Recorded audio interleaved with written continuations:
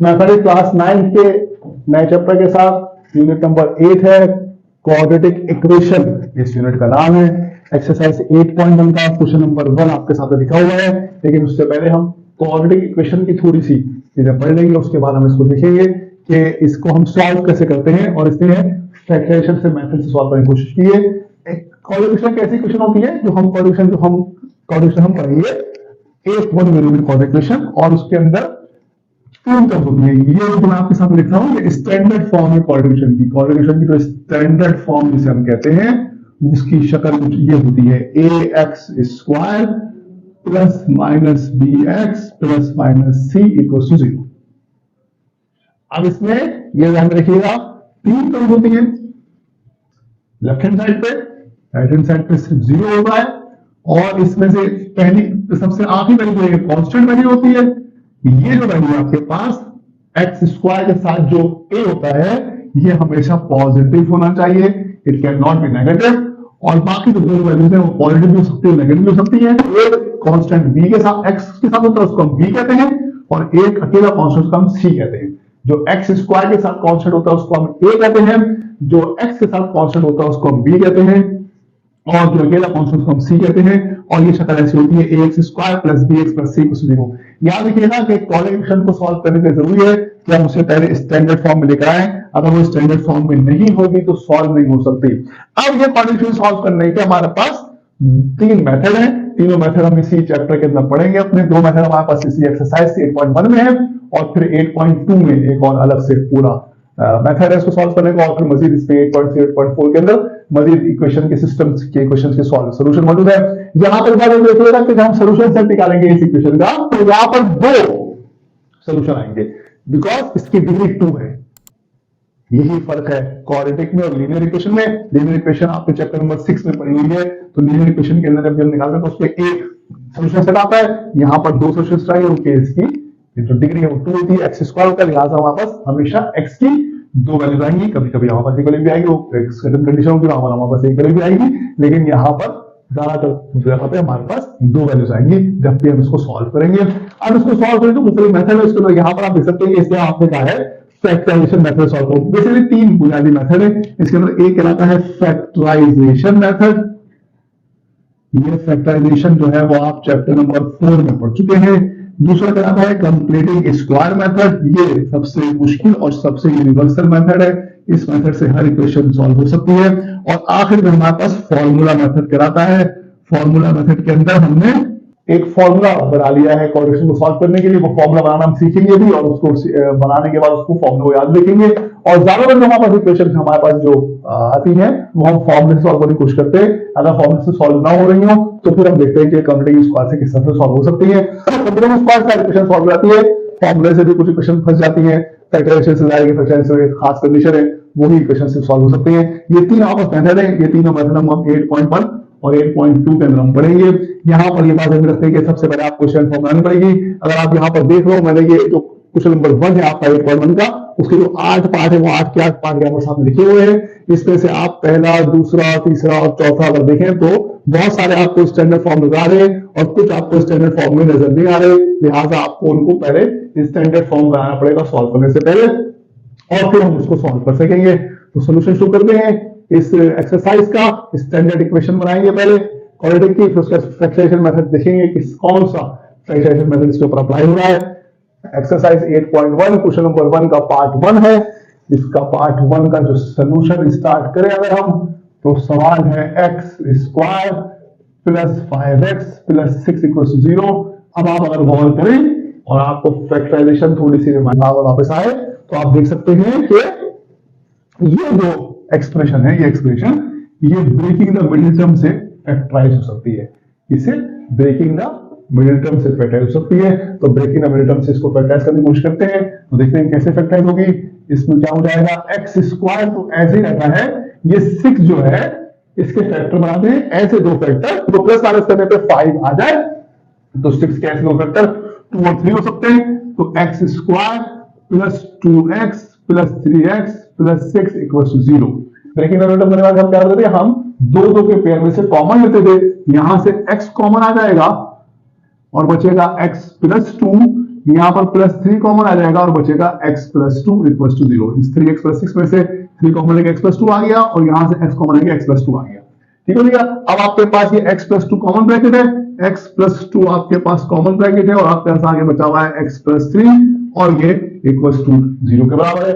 अब यहां से आपको एक कंस्ट्रक्ट उन्हें देना है, वो ये बात है कि देखेंगे x + 2 और x + 3 आपस में क्या हो रहे हैं। ये आपस में मल्टीप्लाई हो जाएगा, दो ब्रैकेट है, दोनों ब्रैकेट में कोई भी साइन नहीं है, इट मींस कि दोनों ब्रैकेट आपस में मल्टीप्लाई हो रहे हैं और ये जो मल्टीप्लाई हो रहे हैं दोनों ब्रैकेट, इसका आंसर 0 आता है। ये दोनों ब्रैकेट बराबर है 0 के, ऐसे ही ना। तो अगर ये दोनों ब्रैकेट 0 के बराबर है तो इट मींस अगर दो नंबर आपस में मल्टीप्लाई हो रहे हो, अगर दो नंबर आपस में मल्टीप्लाई हो रहे हो और उनका आंसर 0 आ रहा हो, तो दो में से एक बात होगी कि या तो उनमें से कोई एक 0 है या फिर दोनों 0 है। यानी कि इनमें से या तो x + 3 0 है, अगर x + 3 0 होगा तो इससे मल्टीप्लाई होकर 0 कर देगा, या x + 2 0 है, अगर x + 2 0 होगा तो इसको मल्टीप्लाई करके 0 कर देगा। या तो ये 0 है या ये 0 है या दोनों 0 है। तो हम यहां पर इसको फर्दर सॉल्व करने के लिए यही काम करेंगे, हम कहेंगे ईदर या आयदर जो भी इसको आप पढ़ना चाहें, x + 2 = 0 और x + 3 = 0। अब या तो ये 0 के बराबर है या ये 0 के बराबर है। ठीक है, तो इस सूरत के अंदर ये x आ जाएगा -2 के बराबर और ये x आ जाएगा -3 के बराबर। तो x की दो वैल्यू आपके पास आ गई, सोल्यूशन सेट हो गया, सोल्यूशन सेट आपके पास आ गया -2, -3। इसको आप इस तरह से लिखेंगे, ये आपका आंसर हो गया।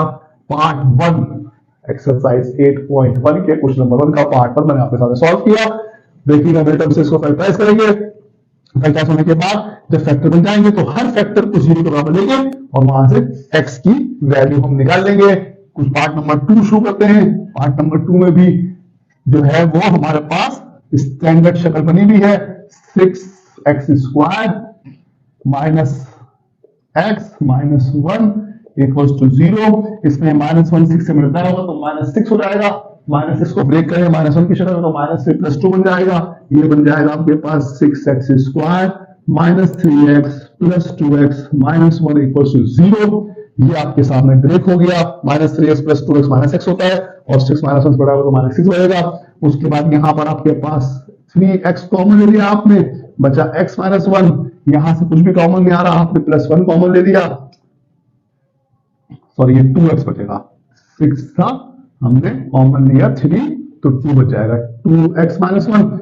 यहां पर भी 2x - 1 = 0 और 2x - 1 कॉमन ब्रैकेट है और 3x + 1 दोनों साइड और बचा हुआ है, ये 0 आ गया। अब इसके बाद अगेन वही काम करेंगे, हम कहेंगे कि इधर 2x - 1 = 0 और 3x + 1 = 0। ठीक है जी, तो यहां से इसको पहले सॉल्व करते हैं, तो रहेगा 2x = 1 और x = 1/2। इसको सॉल्व करेंगे तो रहेगा 3x = -1 और x = -1/3।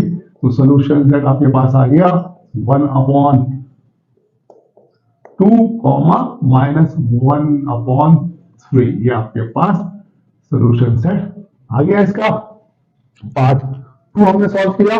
एक्सरसाइज 8.1 का क्वेश्चन नंबर 1 हम कर रहे हैं। फैक्टराइजेशन की मेथड से फैक्टराइजेशन मेथड से हम कोऑर्डिनेशन को सॉल्व करने की कोशिश कर रहे हैं।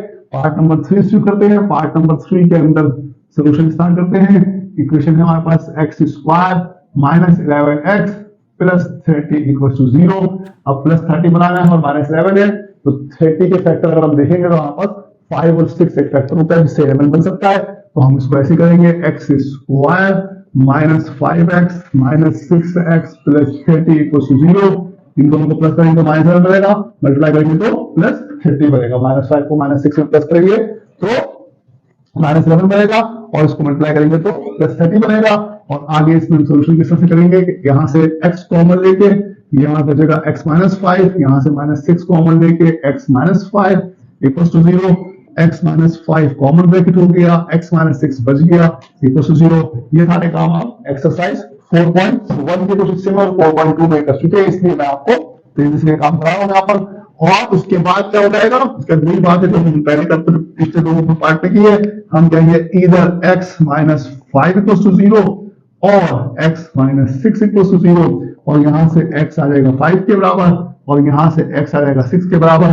तो हमारे पास सोल्यूशन सेट आ गया 5,6। ये आपका आंसर हो गया।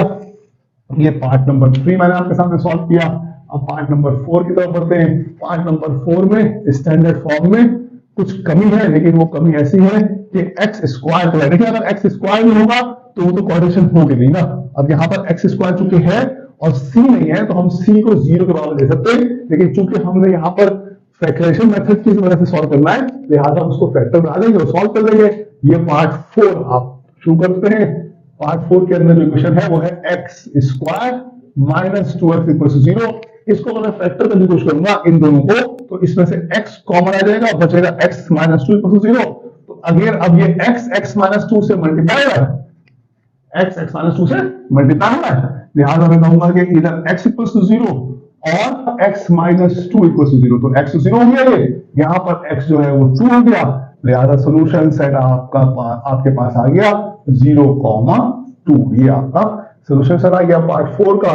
उसके बाद पार्ट 5 देखते हैं। पार्ट 5 के अंदर जो है again x square minus 2x minus 15 है, स्टैंडर्ड फॉर्म दी हुई है, स्टैंडर्ड फॉर्म बनाने की जरूरत नहीं है हमें, हम डायरेक्ट जो है इसके अंदर फैक्टराइजेशन मेथड अप्लाई करते हैं। सोल्यूशन स्टार्ट करते हैं नंबर 5 का। ये है x square minus 2x minus 15 equals to 0 और एक्स स्क्वायर। अब 15 को ऐसे तोड़ना है कि वो माइनस 2 बन जाए, तो 5 3 15 होता है, माइनस 15 मानने के लिए माइनस 5 को प्लस 3 से मल्टीप्लाई करें तो माइनस 2 बन जाएगा और माइनस 15 बन जाएगा। तो x square minus 5x plus 3x minus 15 equal to 0। ये x आपके पास कॉमन ब्रैकेट आ गया, x माइनस 5 बच गया, प्लस 3 आपके पास कॉमन ब्रैकेट आ गया और x माइनस 5 बच गया, 3 कॉमन ले लिया, 3 5 15 हो गया। x माइनस 5 आपके पास कॉमन ब्रैकेट था, आपके पास यहाँ x बचा था, यहाँ प्लस 3 बचा था इक्वल टू 0। और उसके बाद आगे हम वही काम करेंगे, हम कहेंगे इधर x माइनस 5 इक्वल टू 0 और x प्लस 3 इक्वल टू 0। तो x आपके पास 5 के बराबर आ गया, यहाँ पर x माइनस 3 के बराबर आ गया। तो सोल्यूशन से जब इस काम करेंगे तो 5 माइनस 3 हमारा आंसर आ जाएगा। ये हमारा सोल्यूशन हो गया पार्ट 5 का। पार्ट 6 हमने निकाल दिया यहाँ पर आपके सामने, 12x square minus 41x plus 24 equal to 0। अब इसके अंदर थोड़ा सा हमें काम करना पड़ेगा। 24 को हम 12 से मल्टीप्लाई करते हैं, पहले 12 को अगर हम 24 से मल्टीप्लाई करें तो ये हमारे पास बन जाएगा 288।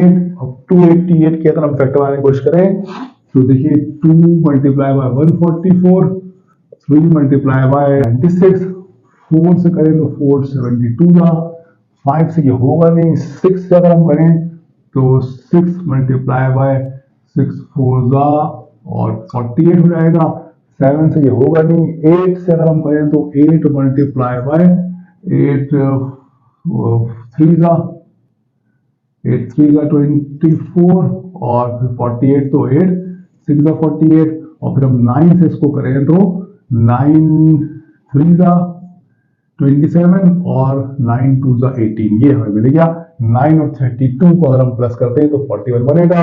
इट मीन्स कि ये यहाँ पर आ जाएगा 12x square minus 32x minus 9x plus 24 equal to 0। ये हमारे पास हमने ब्रेक कर लिया इसको।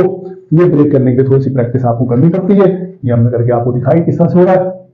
उसके बाद यहाँ पर हमारे पास 4x कॉमन आ जाएगा, बचेगा 3x माइनस 8, यहां से मेरे पास माइनस 3 कॉमन आ जाएगा और बचेगा 3x minus 8 equal to 0। 3x minus 8 मेरा कॉमन ब्रैकेट है और 4x माइनस 3 मेरे पास ऐसे बचा हुआ इक्वल टू 0। अब आप कहेंगे कि इधर 3x माइनस 8 इक्वल टू 0 और 4x माइनस 3 इक्वल टू 0। ये बन जाएगा x3x इक्वल्स टू 8 और x इक्वल्स टू 8 अपॉन 3 और यहां पर आपके सामने हो जाएगा 4x इक्वल्स टू 3 और x इक्वल्स टू 3 अपॉन 4। तो आपका सोल्यूशन सेट आ गया 8 अपॉन 3, 8 अपॉन 3 और 3 अपॉन 4। ये आपका सोल्यूशन सेट आ गया, ये आपका आंसर आ गया इस सवाल का। ये पार्ट नंबर 6 मैंने आपके सामने किया। पार्ट 7 के अंदर लिखा हुआ है x माइनस 5 का whole square minus 9 equal to 0। तो देखिए पार्ट 7 का जब हम सोल्यूशन शुरू कर रहे हैं तो हमने पहले इक्वेशन उतारी x माइनस 5 का whole square minus 9 equal to 0 और ये x square minus 2 5 10x plus 25 minus 9 equal to 0। ये a माइनस b के होल स्क्वायर से खुलेगा, a minus b whole square से खुलेगा तो a square minus 2ab plus b square, तो a स्क्वायर x स्क्वायर हो गया माइनस 2ab कैसे होगा कि 2x और 2 5 10 और 10x और 5 का स्क्वायर 25 माइनस 10 हो गया और ये आपके बन जाएगा x square minus 10x plus 16 equal to 0। अब माइनस प्लस 16 और माइनस 10 है तो 8 टू द 16 हो जाएगा, ये हो जाएगा x square minus 8x minus 2x plus 16 equal to 0। x common लेके बचेगा x माइनस 8 माइनस 2 कॉमन लेके बचेगा x minus 8 equal to 0। x minus 8 का ब्रैकेट मैंने कॉमन ले लिया और मेरे पास बच रहा है x माइनस 2 इक्वल टू 0। अब वही बात है कि मैं कहूंगा कि या तो x माइनस 8 0 के बराबर है या फिर x माइनस 2 0 के बराबर है। तो यहां से x मेरे पास 8 के बराबर आ गया, यहां से x 2 के बराबर आ गया, तो मेरा सोल्यूशन सेट हो गया 8, 2। ये मेरा आंसर आ गया मेरे पास। ये मैंने पार्ट 7 कर दिया। अब इसका एक आखिरी पार्ट रह गया है, सोल्यूशन शुरू करते हैं पार्ट 8 का और सवाल आपके पास है 3x प्लस 4 का whole square minus 16 equal to 0। तो यहां दिखा देता हूं कि 3x का स्क्वायर प्लस 2 फॉर्मूले का 3x इंटू 4 प्लस 4 का स्क्वायर माइनस 16 इक्वल टू 0। यह हो जाएगा आपके पास 9x square plus 2 3 6 6 4 24x plus 16 minus 16 equal to 0। ये 16 कैंसिल हो जाएंगे, याद रखिएगा 9x square plus 24x equal to 0। उसके बाद इसमें से 3x कॉमन ले लिया तो आप बचा x प्लस 8 इक्वल टू 0। अब अगेन यहां पर इधर 3x इक्वल टू 0 और x प्लस 8 इक्वल टू 0। तो x equal to 0 upon 3, x equal to 0 और x equal to minus 8। Solution set आपके पास आ गया 0, माइनस 8। ये आपका आंसर हो गया। ये आपका पार्ट 8 हो गया, एक्सरसाइज 8.1 का क्वेश्चन नंबर 1 का आखिरी पार्ट था। इसके अंदर हमने जब फॉर्मूला खोला तो ये यहाँ पर आपस प्लस 16 माइनस 16, हमने ये माइनस 16 सवाल में था, इसको कैसे कर दिया, उसके बाद कॉमन ले लिया, ये फैक्टर बन गया। फैक्टर बनने के बाद हमने उस पर दोनों फैक्टर्स को 0 के बराबर लेके और दो वैल्यू निकाल दी और सोल्यूशन लिख दी। याद रहे कि इसके अंदर सोल्यूशन सेट आपको हर सवाल के एंड में सोल्यूशन सेट ऐसे लिखना है। यहाँ पर आप x के निकाल के छोड़ दीजिएगा वरना इसमें आपके नंबर कट जाएंगे। ये सोल्यूशन सेट लिखना यहाँ पर जरूरी होता है। ये हो गया आपका एक्सरसाइज 8.1 का क्वेश्चन नंबर 1। हमने 8 पार्ट किए इसके।